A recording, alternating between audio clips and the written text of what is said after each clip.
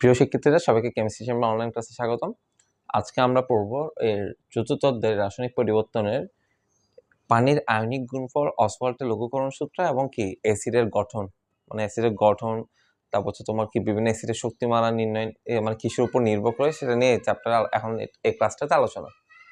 তা আসো আমরা প্রথমে দেখব পানির আয়নিক গুণফল। পানির আয়নিক গুণফল সম্পর্কে একটা আইডিয়া নিই। পানির আয়নিক গুণফল এগুলা গ নাম্বারের জন্য এসে থাকে, ঠিক আছে? একটু সুন্দর করে নোট করে ফেলিও এগুলো তোমরা। পানির আয়নিক গুণফলকে একে কেডব্লিউ দ্বারা প্রকাশ করা হয়।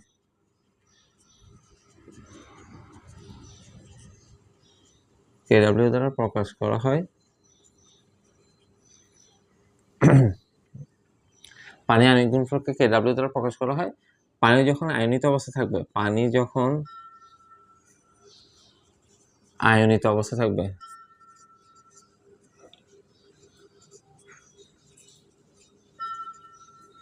পানি যখন আয়নিত অবস্থায় থাকে তখন H প্লাস ও OH মাইনাস উৎপন্ন করে। OH মাইনাস উৎপন্ন করে, অর্থাৎ পানিকে যদি আমি ভাঙি, ধরো পানি হচ্ছে H2O, ঠিক আছে? H2O কে যদি আমি ভাঙি কি পাবো? H প্লাস OH মাইনাস, এটা পাওয়া যায়। পানি আয়নিত অবস্থায় এটা পাওয়া যায়, H প্লাস OH মাইনাস।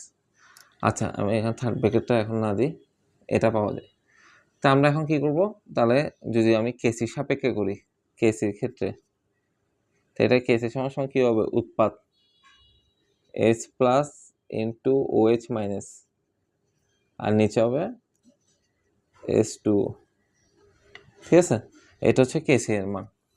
তা এখন দেখো, সুতরাং KC into H2O H plus into OH minus, এটা পাওয়া গেল। এখন একটা জিনিস, এখানে বিশুদ্ধ পানি নিয়ে আমরা কাজ করব। বিশুদ্ধ পানির ক্ষেত্রে বিজ্ঞানী কোলরাস, ঠিক আছে, এবং কি হেনরি উইলার, এই দুইজন বিজ্ঞানী বিশুদ্ধ পানির নিয়ে কাজ করেছে। এবং বিশুদ্ধ পানির ক্ষেত্রে তারা ওই যে কি বললো, যে একটি সাম্যদ্রুবক সাথে বিশুদ্ধ একটা পানির গুণফল, সেটা একটা পুরোটা সাম্যদ্রুবক হবে। মানে কেসি একটা সাম্যদ্রুবক, এটার সাথে যে কোনো কিছু একটা গুণফল সেটা সবসময় সাম্যদ্রুবক হয়, এবং সেটাকে তারা কি বলছে? কেডব্লিউ দ্বারা প্রকাশ করছে, যেটাকে পানি আয়নিক গুণফল বলা হয়। বিজ্ঞানী কোলরাস ও হেনরি উইলার, ঠিক আছে? তখন তারা কি আবিষ্কার করছে যে কি এই দুইটা, এটা একটা সাম্যদ্রুবক, এই সাম্যদ্রুবক এবং এটা একটা, এই দুইটার গুণফল, এই দুইটা গুণফল সমান সমান একটি সাম্যদ্রুবক, যেটাকে ওরা কেডব্লিউ দ্বারা প্রকাশ করছে, যেটা বিশুদ্ধ পানির ক্ষেত্রে নিয়ে কাজ করছে। তো কেডব্লিউ সমান সমান H plus into OH minus, এটাকে ধরো আমি 1 নম্বর সমীকরণ দিলাম, ঠিক আছে? তাহলে এখানে হচ্ছে, এটা হচ্ছে কেডব্লিউ কি একটা রাশিমালা, কেডব্লিউ সমান সমান H plus into OH minus. তাহলে এখানে মনে রাখবা কেসি একটা সাম্যদ্রুবকের সাথে যে কোনো কিছু গুণফল একটা সাম্যদ্রুবক হয়, এবং পানি যেহেতু বিশুদ্ধ পানি নিয়ে কাজ করছে তাই এটাকে কেডব্লিউ হিসাব করছে, ঠিক আছে? এটা সম্পর্কে ধারণা দিয়েছে বিজ্ঞানী কোলরাস ও উইলার, হেনরি উইলার। তা আমরা এখন দেখি এখানে এই যে কেডব্লিউটা বা তোমার এই কেডব্লিউ তাৎপর্যটা একটু দেখি। কেডব্লিউ তাৎপর্যটা একটু কি দেখি। কেডব্লিউটা হচ্ছে কি কেসি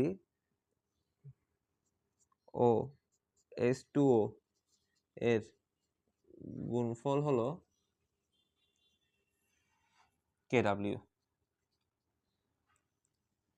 ঠিক আছে? এটার গুণফল হলো কেডব্লিউ, মানে এই দুটো গুণফল।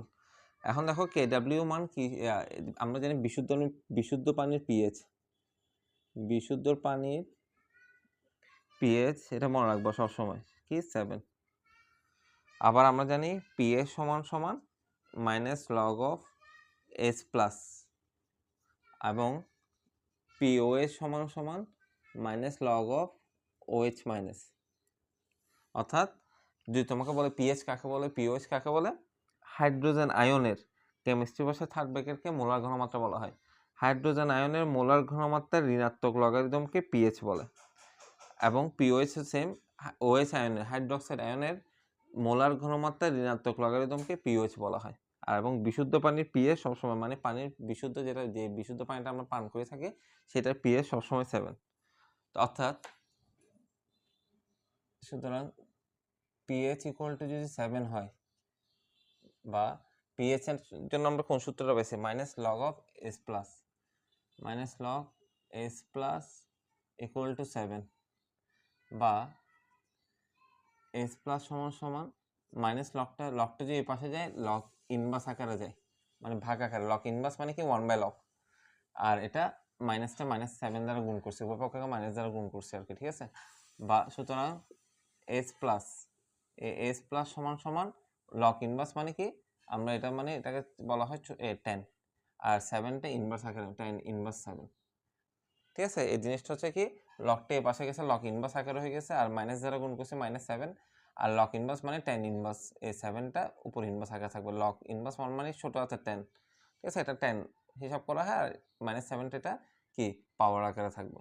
তো এটা হচ্ছে কি এস প্লাস, ঘনমাত্রার এস প্লাসের মান। আবার সেম আমরা জানি কি পিওএইচ, আচ্ছা, এই একটা সূত্র মাথায় রাখবা, আমরা পরবর্তী ক্লাসগুলোতে পিএস এ যখন টপিকসটা পড়বো তখন এই সূত্রটা লাগবে কাজে। পিএস যোগ পিওএইচ সমান সমান 14, বা পিওএইচ সমান সমান 14 বিয়োগ পিএইচ।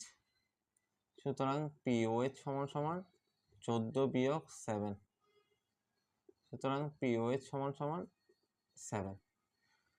আমরা পিওএইচ এর মানটা কত লিখছিলাম, বা minus log OH minus into 7, বা OH মাইনাস লগ ইনভার্স 1 -7, বা OH মাইনাস, আচ্ছা সুতরাং লিখি, সুতরাং OH মাইনাস সমান 10 ইনভার্স 7, ঠিক আছে। তাহলে আমরা OH এর মান পেলাম কত, 10 ইনভার্স 7 এটার মতন, আর S প্লাস এর মান হচ্ছে পেলাম 10 ইনভার্স 7। সুতরাং আমরা তাহলে কি পাই, ওই 1 নং সমীকরণ থেকে পাই, 1 নং হতে পাই KW সমান সমান ওই S প্লাস এর মান কত, 10 ইনভার্স 7, প্লাস OH এর মান কত, 10 ইনভার্স 7, এ পাইলাম এখানে। তাহলে এই 10 ইনভার্স 7 মাইনাস 10 ইন্টু, সরি এটা ইন্টু, ইন্টুটা, তাই আমি এখান থেকে 10টা কমন নিলাম, ঠিক আছে। তাহলে কত আসে, ইনভার্স 7, আর ইন্টুর জন্য প্লাস, প্লাস মাইনাসে -7, ঠিক আছে। তাহলে 10 ইনভার্স 14। তাহলে সুতরাং KW এর মান 10 ইনভার্স, পানির আয়নিক গুণফলের মান 10 ইনভার্স 14, এটা মাথায় রাখবে, এটা এমসিকিউ তো লাগে। পানির আয়নিক গুণফলের মান, আর রাশিমাল হচ্ছে এটা, পানির আয়নিক গুণফল মান, ঠিক আছে। এটা খুব ইম্পর্টেন্ট, পানির আয়নিক গুণফল মান 10 ইনভার্স 14। এখন মনে রাখবা, যদি পানিতে H প্লাস আয়নের মান OH এর থেকে বেশি হয়, তখন সেটি হবে অম্লীয় পানি, সেটি হবে অম্লীয়। আর যদি OH এর মানটা যদি H প্লাস অপেক্ষায় বেশি থাকে, তখন সেটি হবে ক্ষারীয় পানি। এটা অম্লীয় পানি, এটা হচ্ছে ক্ষারীয় পানি, এটা মনে রাখবা। তো এটা হচ্ছে পানির আয়নিক গুণফল সম্পর্কে আলোচনা, বুঝে গেছে। তোমরা যদি ব্যাখ্যা করতে বলো বা পানির আয়নিক গুণফলের মানটা নির্ণয় করতে বলে, তাহলে এইটুকু পর্যন্ত দেখাবা, আর যদি রাশিমালা নির্ণয় করতে বলো তাহলে এইটুকু দেখালে হয়। ক্লিয়ার? আমরা এখন অসওয়াল্ডের লঘুকরণটা পড়ব।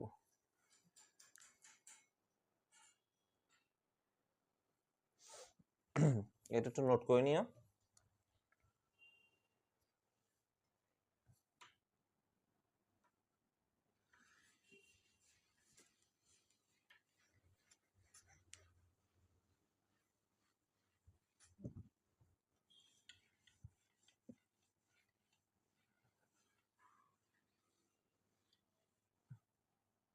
আসলে এখন খুব ইম্পর্টেন্ট একটা টপিক, অসওয়াল্ড, বিজ্ঞানী অসওয়াল্ড, উনি অ্যাসিড এবং ক্ষারের, দুর্বল অ্যাসিড এবং দুর্বল ক্ষার নিয়ে একটা সূত্র আবিষ্কার করেন। অসওয়াল্ডের লঘুকরণ, অসওয়াল্ডের লঘুকরণ সূত্র, ঠিক আছে। এটি শুধুমাত্র দুর্বল অ্যাসিড ও ক্ষারের ক্ষেত্রে প্রযোজ্য। দুর্বল অ্যাসিড ও ক্ষারের ক্ষেত্রে প্রযোজ্য। এটা শুধু দুর্বল অ্যাসিড ও ক্ষারের ক্ষেত্রে প্রযোজ্য। কোনো একটি অ্যাসিড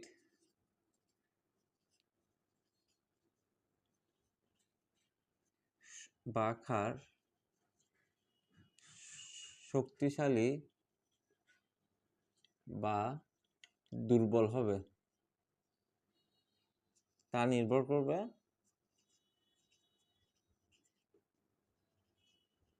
বিয়োজন মাত্রার উপর। মানে ব্যাপারটা বুঝে গেছে? এটাই শুধুমাত্র দুর্বল অ্যাসিড এবং ক্ষারের ক্ষেত্রে প্রযোজ্য এই অসওয়াল্ডের লঘুকরণ। আমরা জানি গাঢ় মানে শক্তিশালী আর লঘু লঘু মানে দুর্বল। মানে গাঢ় অ্যাসিড লঘু অ্যাসিড পড়ছে না, এটা শুধুমাত্র লঘু বা দুর্বল অ্যাসিডের ক্ষেত্রে প্রযোজ্য এই অসওয়াল্ডের সূত্রটা। এবং একটা অ্যাসিড বা ক্ষার সেটা কতটি শক্তিশালী বা দুর্বল সেটা একটা বিয়োজন মাত্রার উপর নির্ভর করে। যেমন একটা ধরি, কোন একটা বিক্রিয়ক এ উৎপাদ বি, টি ইকুয়াল টু 0 সেকেন্ডে এটা 100 মোল আর উৎপাদ সবসময় 0। টি ইকুয়াল টু টি সেকেন্ডে এটা হচ্ছে কত? 95 মোল আর 5 মোল। তাহলে এখানে আলফা মান কত? আলফা মানে বিয়োজন মাত্রা। আলফা মানে কি? বিয়োজন মাত্রা। তো বিয়োজন মাত্রার সূত্র কি আমরা জানি? বিয়োজনের পরিমাণ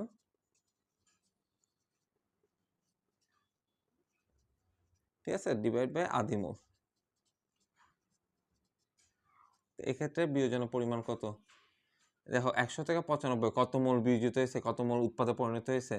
5 মোল না? তাহলে এটা হচ্ছে বিয়োজনের পরিমাণ। আর আধি মোল শুরুতে কত মোল দেওয়া আছে? 100। তো এটা হচ্ছে 0.05, যা 0-র কাছাকাছি মান। অর্থাৎ আলফা এর মান 0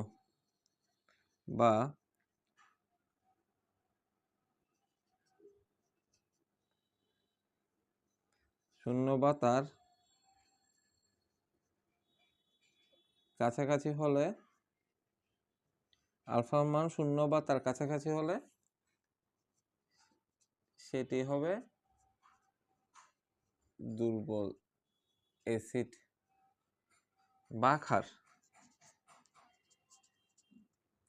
ঠিক আছে? মানে দেখছো এখানে 0.05 এটা হচ্ছে অনেকটা শূন্যের কাছাকাছি মান। আলফা মান যদি 0 বা তার কাছাকাছি হয়ে থাকে তাহলে সেটা হবে দুর্বল অ্যাসিড বা ক্ষার। সেম ভাবে ধরো A B, T equal to 0 second, এটা হচ্ছে 1, এটা হচ্ছে ধরো 100 মোল, এটা 0। টি ইকুয়াল টু টি সেকেন্ডে এটা হচ্ছে ধরো 10, এটা হচ্ছে 90। এক্ষেত্রে আলফার মান কত আসবে? 90/100, তাহলে 0.1, যা 1-এর কাছাকাছি মান। ঠিক আছে? এই আলফার মান 1 বা তার কাছাকাছি হলে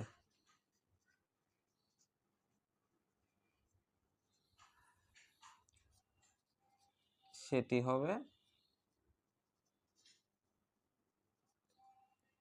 শক্তিশালী অ্যাসিড বা ক্ষার। তাহলে বুঝে গেছে? তাহলে বিয়োজন মাত্রা, এটা হচ্ছে অসওয়াল্ডের সূত্রটা কি? আলফার মান মানে বিয়োজন মাত্রা মান যদি 0 বা তার কাছাকাছি হয় তাহলে সেটা হবে দুর্বল, আর 1 বা তার কাছাকাছি হলে সেটা শক্তিশালী। অর্থাৎ তোমরা সাইড নোট দিয়ে একদম বক্স করে লিখে রাখতে পারো স্টার দিয়ে, যে যেটা মনে রাখবা সেটা হচ্ছে বিয়োজনের মাত্রা বেশি হলে শক্তিশালী অ্যাসিড বা ক্ষার, আর বিয়োজনের মাত্রা কম হলে মানে আলফার মান কম হলে সেটা দুর্বল অ্যাসিড বা ক্ষার। এটা হচ্ছে মেন কথা। ক্লিয়ার? এখন আসলে দেখে আমরা অসওয়াল্ডের লঘুকরণ সূত্রের ব্যাখ্যাটা পড়ি। অসওয়াল্ডের যেটা প্রশ্নে আসে আর কি গ নাম্বার জন্য, সূত্রের ব্যাখ্যা। ধরো আমরা CHA প্লাস, এটাকে ভাঙলে CH প্লাস CA মাইনাস, এখানে HA একটি দুর্বল অ্যাসিড, HA একটা দুর্বল অ্যাসিড, আর AC দ্বারা এগুলো মূল সংখ্যা বোঝাচ্ছে। আচ্ছা, HA একটা দুর্বল অ্যাসিড, সেটা একটু আমি কিরকম বুঝাই, ধরো আমি একটু এখানে লিখতেছি, দেখো এইচএ মানে কি জানো? এইচএ অর্থাৎ CH3COOH। আচ্ছা আমি এখানে না লিখে এখানে লিখে পরে মুছে দিই। এইচএ মানে হচ্ছে কি CH3COOH। এর মধ্যে CH3COO মানে এ, আর এস তো আমরা জানি এইচ, তাহলে এটা এইচএ। তো এইচ হচ্ছে CH3COOH। এটা এক ধরনের কি জৈব অ্যাসিড। মনে রাখবা পৃথিবীতে যত ধরনের জৈব অ্যাসিড আছে সেগুলো সবসময় দুর্বল হয়। দুর্বল অ্যাসিড মানে কার্বন এবং হাইড্রোজেন যুক্ত অ্যাসিডগুলো সেগুলো সবসময় কি হবে? দুর্বল অ্যাসিড হবে, জৈব অ্যাসিডগুলো। তাহলে এটা হচ্ছে কি, আমি এইচও ধরলাম আর কি, পরীক্ষা হলে তোমরা দেখবা এটাকে CH3COOH দিছে বা মাঝে মাঝে এইচও লেখা হয়। এইচএ মানে এটাকে বোঝানো হচ্ছে CH3COOH। ক্লিয়ার? তো এখন আমরা দেখি এটার ক্ষেত্রে আমরা কেসি বের করি।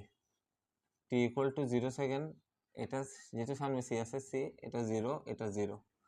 t=t second, c minus c alpha, c alpha, c alpha, বা c কমন নিলে 1 minus alpha, c alpha, c alpha. তা আমরা কেসির ক্ষেত্রে আমরা c বের করতে হয় n/v। তাহলে c 1 minus alpha by 1, c alpha by 1, c alpha by 1। এক্ষেত্রে v = 1 মানে আয়তন 1 ধরে। তা আমি লাস্টে এটাই পাচ্ছি, c 1 minus alpha, c alpha, c alpha. তাহলে কেসের ক্ষেত্রে কি হবে? উৎপাদ এই দুইটা, সি আলফা, সামনে মূল সংখ্যা 1 এর। আচ্ছা স্যার এখানে মূল সংখ্যা সি ধরছেন যে, তাহলে আমি কি উপরে কি সি দেবো? সি না দিয়ে আমরা তো এটা কাল্পনিকভাবে ধরলাম, ঠিক আছে? এটাকে তোমার কোনো কিছু দিতে হচ্ছে না, এটা 1 হিসাব করবা, ঠিক আছে? সমস্যা নেই। তো এই দুটো গুণ করলে C square alpha square C 1 minus alpha, তাহলে কি থাকে উপরে? এ সি সি কাটা গেলে আলফা স্কোয়ার সি, নিচে 1 মাইনাস আলফা, বা কে সি সমান সমান আলফা স্কোয়ার সি। কেন? এক্ষেত্রে এই আলফার মানটা, মাইনাস আলফার মানটা অতি নগণ্য, ঠিক আছে? অতি নগণ্য মানে এটাকে তোমার কি ধরা হয়? তোমার 1 হিসাবে কাউন্ট করা হয়, ঠিক আছে? 1 হিসাবে কাউন্ট করা হয়, তাহলে এটা পুরোটা আসবে কত? 1। কেন? অসওয়াল্ডের ক্ষেত্রে এই আলফা মানটা 1 মাইনাস আলফার এই আলফা মানটা অতি নগণ্য। অতি নগণ্য মানে সেটাকে 1 ধরা হয়, ঠিক আছে? বা 0 ধরা হয়, 0 বা 1 যেটা ধরো সমস্যা নেই। তো কেন ঘুরে ফিরে এটা নিচেরটা মান কি আসতেছে তোমার? এই কত আসতেছে? 1 মাইনাস 0, তা আলফা স্কোয়ার বাই 0, তাহলে এটা কত আসে? আলফা স্কোয়ার নিচের মানটা, ঠিক আছে? বুঝে গেছে? এটা যদি পুরোটা 1 ধরি তাহলে alpha square by 1, alpha square by 1 কত আসে? পুরো 1 মাইনাস আলফা মানটা যদি 1 দেয় তাহলে আলফা স্কোয়ার, ঠিক আছে? এটা অসফল্টের ক্ষেত্রে এটা মনে রাখবা, তাহলে এই জিনিসটা চলে যাবে, শুধু উপরেরটা থাকে। বা আলফা স্কোয়ার সমান সমান কে সি বাই সি। তো সুতরাং আলফা সমান সমান √ওভার কে সি বাই সি, বা 1/√c। কেন? কে সি একটা সাম্য ধ্রুবক, এটা = 1, সুতরাং আলফা = 1/√c। এটা হচ্ছে কি অসফল্টের লঘুকরণ সূত্রের ব্যাখ্যা, এইটা আলফা। তা আমরা ঘনমাত্রার সাপেক্ষে কি ধরছি? K C = alpha square C. তা আমি যদি অ্যাসিডের সাপেক্ষে হিসাব করি,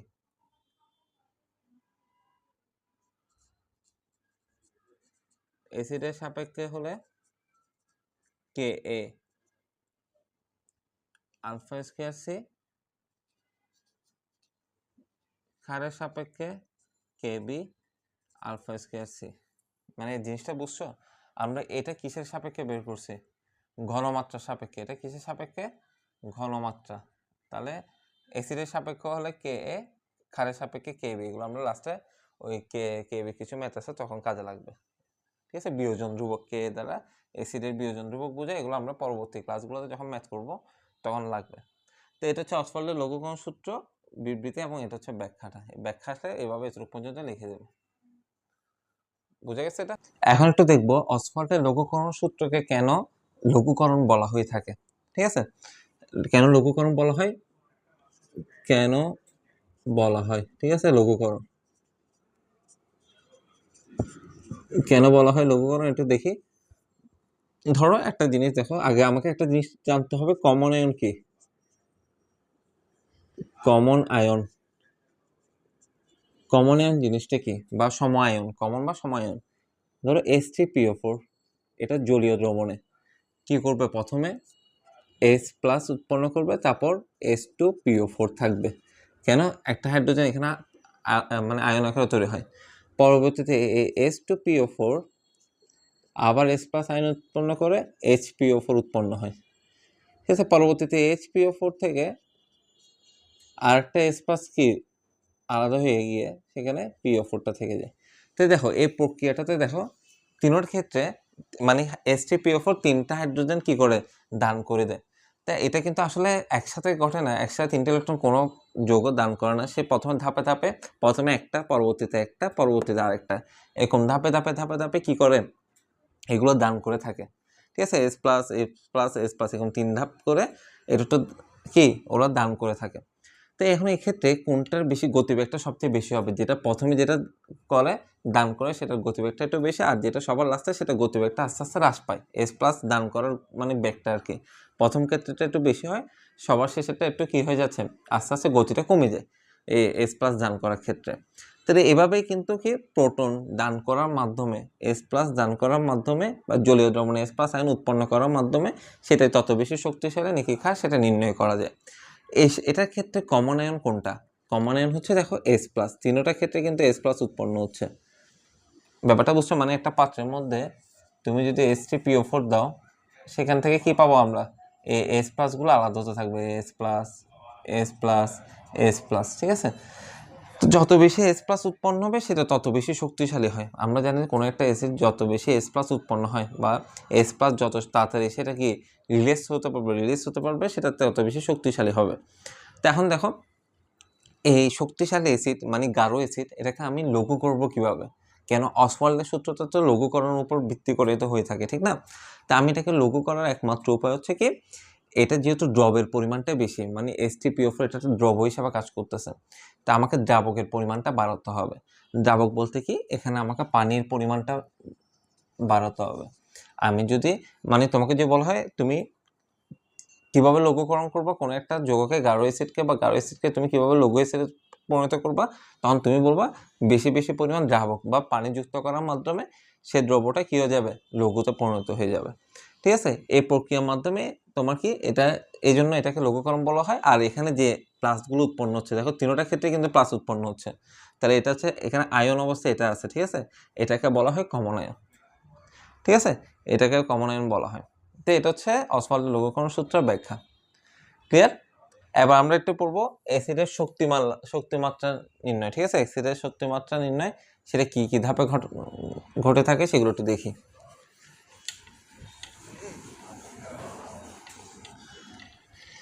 একটু দেখি অ্যাসিডের শক্তিমাত্রা।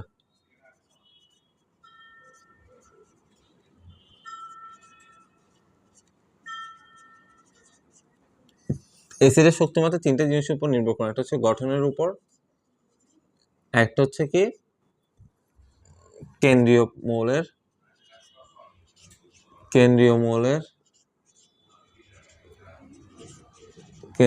জারণ সংখ্যা, আর একটা নির্ভর করে কেন্দ্রীয় মৌলের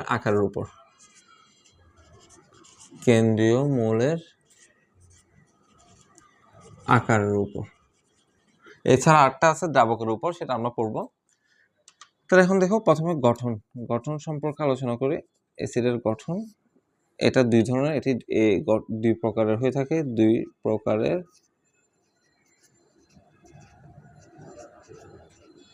থাকে। একটি হলো হাইড্রা অ্যাসিড, অন্যটি হলো অক্সি অ্যাসিড।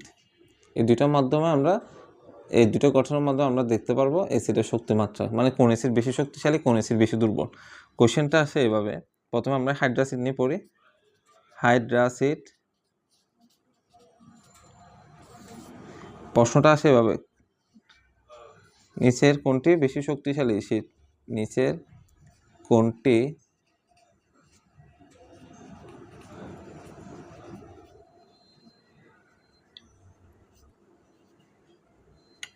ধরো এগুলো দিল HF, HCl, HBr, HI, এগুলো সবগুলো হাইড্রা অ্যাসিড, কেন হাইড্রোজেন যুক্ত সে কারণে। এখন দেখি আমরা এগুলোর মধ্যে এখন একটু করি যে কোনটা বেশি শক্তিশালী কোনটা বেশি দুর্বল সেটা একটু দেখি। প্রথমে দেখো এখানে কমন কোনটা, হাইড্রোজেন, সবগুলোর আকার সমান, হাইড্রোজেন হাইড্রোজেন হাইড্রোজেন চারোটাতে কমন হাইড্রোজেন আছে, হাইড্রোজেন আকার চারোটার ক্ষেত্রে সমান। এবার আসো ফ্লোরিন ক্লোরিন ব্রোমিন আয়োডিন, এগুলো হচ্ছে গ্রুপ নাম্বার 17 মৌল। এগুলো যত উপর থেকে নিচে নামবে তত এদের আকার বৃদ্ধি পায়। ফ্লোরিনের আকার ছোট, ক্লোরিনের আকার একটু বড়, ব্রোমিনের আকার আরো বড়, আর আয়োডিনের আকার আরো বড়। ঠিক আছে, এবার একটু খেয়াল করে দেখি, তোমাদেরকে একটা ঘটনা বলি। ধরো এরা দুজন হচ্ছে ফার্স্ট ইয়ার, মানে ধরো তুমি এবং তোমার একটা বন্ধু, তুমি দুজনে ফার্স্ট ইয়ারে পড়ো। ঠিক আছে, তোমরা সমবয়সী, তোমাদের সম আকার এবং তোমাদের শক্তি একই, তোমরা একই ক্লাসে পড়ো, একই বেসমেন্ট। এখন ধরো তোমাকে সরিয়ে দিয়ে, মানে তোমার বন্ধুটাকে সরিয়ে দিয়ে সেখানে একটা মাস্টার্সের একটা স্টুডেন্টকে তোমার পাশে এনে বসালো। তাহলে তোমার সাথে তার ওই মাস্টার্সের যে ছেলেটা বা মেয়েটা তোমার পাশে এসে বসলো, তার সাথে কি তোমার সম্পর্কটা বা বন্ডিংটা কি ভালো হবে, নাকি তার তোমার যার সাথে তুমি সমবয়সী, যে দুজনেই ইন্টারে পড়ো ফার্স্ট ইয়ারে, দুজনেই একই বয়সী, তার সাথে তোমার সম্পর্কটা বন্ডিংটা ভালো হবে? তো অবশ্যই যারা সম আকার সম আকৃতি এবং মানে কি যারা সম আকার বিশিষ্ট, তাদের মধ্যে বন্ডিংটা সবসময় একটু বেশি হবে। মানে দেখো এ এ এরা হচ্ছে একটা শক্তিশালী বন্ধন আবদ্ধ থাকে, শক্তিশালী বন্ধন। কেন? তোমরা সমবয়সী, কেন সম আকার, তাই এদের মধ্যে বন্ধনটা, মানে তাদের মধ্যে খুব ভালো বন্ধুত্ব হবে। কিন্তু তুমি এটা তোমার বন্ধু হচ্ছে মাস্টার্সে পড়ে, ঠিক আছে, তার সাথে কি তোমার কি যায়? দেখো ওর আকারটা অনেক বড় অনেক বড়, তোমার আরো মেন্টালিটি মিলবে না, আকারটা মিলবে না। সেক্ষেত্রে এখন আমরা খেয়াল করবো কি, এখানে তখন কি হয়ে যাবে, তোমার সাথে ওর বন্ধনটা কি হয়ে যাচ্ছে, আস্তে আস্তে দুর্বল হয়ে যাচ্ছে। তুমি তাড়াতাড়ি ওর থেকে কিভাবে কি উঠে যাবা, বা ওই চেয়ার থেকে কিভাবে পাশে উঠে অন্য কোথাও বসবা, সেটা তুমি চিন্তা করবা। তাহলে এই দুইটার মধ্যে, ওদের দুইটার মধ্যে বন্ধন হবে কি বন্ধন, দুর্বল বন্ধন। এখন দেখো খেয়াল করো, শক্তিশালী বন্ধন মানে কি, এরা শক্তিশালী বন্ধন আবদ্ধ, এদেরকে সহজে কি আলাদা করা যাবে না, মানে এখান থেকে হাইড্রোজেনটা বের হবে না। ঠিক আছে, হাইড্রোজেন যদি বের না হয় তাহলে সেটা কি শক্তিশালী হবে নাকি দুর্বল হবে? মাথায় রাখবা, যত তাড়াতাড়ি যত সহজে হাইড্রোজেনটা বেরিয়ে যেতে পারবে সেটা তত বেশি শক্তিশালী হয়। যত তাড়াতাড়ি বা যত সহজে হাইড্রোজেনটা বের হয়ে যাবে সেটা তত বেশি শক্তিশালী হয়। আর যদি হাইড্রোজেনটা যদি বের না হয়, মানে বন্ধনে আবদ্ধ থাকে, তখন সেটা হবে দুর্বল। তো এখানে দেখো এরা কিন্তু এই হাইড্রোজেনটা ওর সাথে খুব ভালো বন্ধনে আবদ্ধ হয়ে গেছে, এখান থেকে যেতে চাইবে না, মানে এখান থেকে কি নির্গত হবে না হাইড্রোজেন প্লাসটা, তাহলে এটা হবে একটা দুর্বল অ্যাসিড। কেন? এখান থেকে H+ কম উৎপন্ন হবে। ঠিক আছে, কেন? এরা বন্ধন ভালো, হাইড্রোজেনটা একে ছেড়ে যাবে না, তাহলে এটা হচ্ছে দুর্বল অ্যাসিড। এদের বন্ধন দুর্বল, হাইড্রোজেন তাড়াতাড়ি চাইবে, এর থেকে কিভাবে আলাদা হতে চাইবে, তার যত বেশি হাইড্রোজেন যত বেশি তাড়াতাড়ি বেরিয়ে যাবে, হাইড্রোজেন প্লাস উৎপন্ন হবে, যত বেশি হাইড্রোজেনটা বেরিয়ে যাবে সেটি তত বেশি শক্তিশালী হবে, শক্তিশালী অ্যাসিড। তো বুঝে গেছে? তাহলে এইভাবে এটা হচ্ছে শক্তিশালী, এটা একটু শক্তিশালী, এটা একটু কম, এটা সবচেয়ে কম, তাহলে নিচের বেশি হাইড্রোজেন আয়োডাইড বেশি শক্তিশালী হবে। ব্যাপারটা বুঝতে পারছো নাকি বুঝো নাই? ঠিক আছে, তাহলে যার বন্ধন দুর্বল তারা বেশি শক্তিশালী অ্যাসিড, কেন? সেখান থেকে হাইড্রোজেনটা সহজে বন্ধনটা ভেঙে বেরিয়ে যাবে, হাইড্রোজেন যত তাড়াতাড়ি বেরোতে পারবে সেটা তত বেশি শক্তিশালী হবে। আর এটা হচ্ছে উল্টা। ঠিক আছে, এরপর দেখো হাইড্রো অ্যাসিড গেলে এরপর আমরা দেখো অক্সি অ্যাসিড।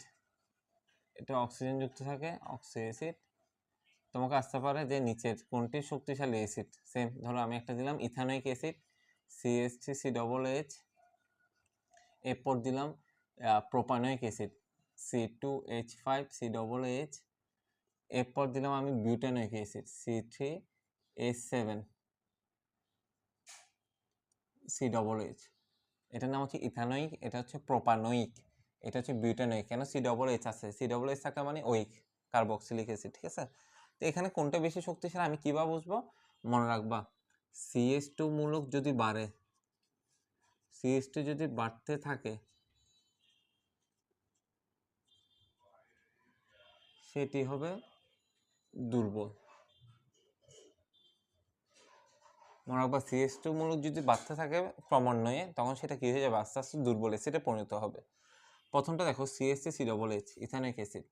এরপর প্রোপানোয়িক, ইথানোয়িক থেকে প্রোপানোয়িকে গেছে। দেখো একটা CH2 মূলক, CH2 বৃদ্ধি পেয়েছে না, সি একটা বৃদ্ধি পেল, হাইড্রোজেন দুইটা বৃদ্ধি পেল, তাহলে CH2 বাড়ছে না, তো এটা যত বেশি বাড়বে সেটা তত বেশি কি হতে থাকবে? দুর্বল অ্যাসিডে পরিণত হবে। তাহলে এখানে বেশি শক্তিশালী হচ্ছে এটা, আর দুর্বল হচ্ছে কোনটা? এটা। কেন? এখানে CH2 মূলকটা বেশি আছে। তো এভাবে অক্সি অ্যাসিডের ক্ষেত্রে আমরা কি অ্যাসিডের ক্রমটা নির্ণয় করতে পারবো, অ্যাসিডের শক্তি মাত্রাটা নির্ণয় করতে পারবো। তাহলে গঠন অনুসারে এটা গেল, ঠিক আছে। তো এরপর আসো আরেকটা হচ্ছে কি কেন্দ্রীয় মৌলের জারণ সংখ্যা। কেন্দ্রীয় মৌলের জারণ সংখ্যার উপর, যার জারণ সংখ্যা বেশি সে তত বেশি শক্তিশালী, এটা মনে রাখবো। তোমাকে যদি বলে HClO4 আর H2SO4 এর মধ্যে, ঠিক আছে, কে বেশি শক্তিশালী অ্যাসিড, এই দুইটার মধ্যে কে বেশি শক্তিশালী অ্যাসিড, তাহলে আমরা দেখো প্রথমে আমরা জারণ সংখ্যা নির্ণয় করব। এখানে কেন্দ্রীয় মৌলের জারণ সংখ্যা, এখানে কেন্দ্রীয় কোনটা HCl, মানে Clটা হচ্ছে কেন্দ্র, তাহলে O4, এখানে Cl এর জারণ সংখ্যা কত +7, কেন 4 2 8, অক্সিজেন -2, 4 2 8, এটা +1, তাহলে 8 -8 +1, তাহলে -7, তাহলে এই পাশে গেলে +7। এগুলো আমরা জারণ সংখ্যা পরবর্তী যে টপিকসগুলোতে পড়বো, আলোচনা করবো কীভাবে জারণ সংখ্যা বের করতে হয়, বা সেকেন্ড পেপারে গেলে এগুলো একটু বেশি আলোচনা হয়, তখন আমরা দেখব। আর H2SO4 এর ক্ষেত্রে সেম, -2, এটা +6, এটা +1, ঠিক আছে। 2 4 2 8, -6, এই পাশে গেলে +6। তা মনে রাখবা যার কেন্দ্রীয় মৌলের যার জারণ সংখ্যাটা বেশি হবে সে তত বেশি শক্তিশালী হবে। তাহলে এখানে কোনটা বেশি শক্তিশালী, এখানে HClO4 অধিক শক্তিশালী, কেন এই কেন্দ্রীয় মৌলের জারণ সংখ্যা বেশি হয়। এটা আর একটা ব্যাখ্যা দিতে পারবা গাইডে, যে ব্যাখ্যাটা দিছে, যাদের চার্জ ঘনত্ব বেশি তাদের ইলেকট্রনের প্রতি টানটা বেশি হয় এবং তারা সহজে হাইড্রোজেন প্লাসটা ত্যাগ করতে পারে। মানে এই জিনিসটা মনে রাখতে পারো, চার্জ ঘনত্ব যাদের বেশি, ঠিক আছে, তারা সহজে তাদের প্রতি ইলেকট্রনের টানটাও বেশি, তারা কি করে হাইড্রোজেন ত্যাগ বেশি দেখায়। তার আমি যেটা ব্যাখ্যা দিছি সেটা বললেও হয়, ঠিক আছে, এটা দিয়েও করতে পারবো। এখন একটা জিনিস খেয়াল করি, HNO3 ও HPO4, ঠিক আছে, HNO3 এবং HPO4 এই দুইটার মধ্যে কে বেশি শক্তিশালী, এটা একটু বলতে পারবা? HNO3 এবং H3PO4, HNO3 এবং H3PO4 এর মধ্যে কে বেশি শক্তিশালী? আমি এই পার্টটা একটু মুছি। তাহলে কে বলতে পারবা? দুইটার জারণ সংখ্যা বের করি। HNO3 6, এটা হচ্ছে +5, আর H3PO4 এটাও +5। তা এখন দুইটাই তো +5 হয়ে গেল, এটারও +5, এটারও +5। তখন আমি কে বেশি শক্তিশালী সেটা কিভাবে হিসাব করব? তখন হিসাব করতে হবে আকারের উপর ভিত্তি করে। নাইট্রোজেন এবং ফসফরাসের তুলনায় নাইট্রোজেনের আকার ছোট, মানে কেন্দ্রীয় মৌলের আকার ছোট। যার আকার ছোট হলে সেটা শক্তিশালী অ্যাসিড হয়, আকার ছোট হলে শক্তিশালী হয়।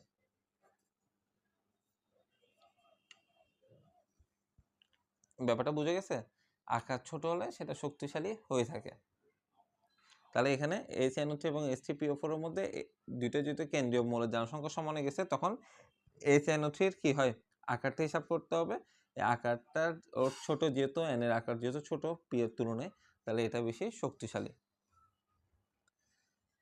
ঠিক আছে, বুঝে গেছে? তাহলে এভাবে আমরা অ্যাসিডের শক্তিমাত্রা বের করতে পারবো। তাহলে আমরা এটা কি এই টপিকটা আমরা ক্লিয়ার হয়েছে আশা করি, ঠিক আছে, এটা কিন্তু ক্লিয়ার হয়েছে আশা করি। তাহলে আমরা নেক্সট ক্লাসে, আজকে আমরা এতটুকু পর্যন্ত, আমরা নেক্সট ক্লাসটাতে খুব ইম্পর্টেন্ট, নেক্সট ক্লাস আমরা পিএইচ সম্পর্কে পড়বো, পিএইচ এর বিভিন্ন ম্যাথ নিয়ে আলোচনা করবো। পিএইচ টপিকটা খুব ইম্পর্টেন্ট, পিএইচ নিয়ে কোয়েশ্চেন এসে থাকে। তাহলে টিল দেন বাই, খোদা হাফেজ, টাটা।